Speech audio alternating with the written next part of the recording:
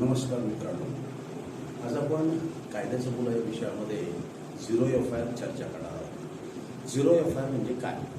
याच्यापूर्वीही zero FIR होता, पण आता भारतीय नागरिक सुरक्षा संहिता 2023 मध्ये नव्याने 173(1) मध्ये याचं प्रावधान करण्यात आलेलं आहे. तर याच्यामध्ये दखलपात्र स्वरूपाचा गुन्हा कुठल्याही भूभागात घडला असला तरीही जवळच्या पोलीस स्टेशनमध्ये त्याची नोंद करता येणं शक्य आहे.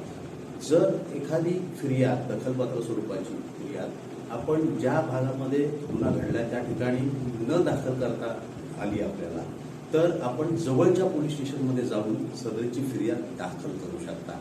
त्याला म्हणतात झिरो FIR.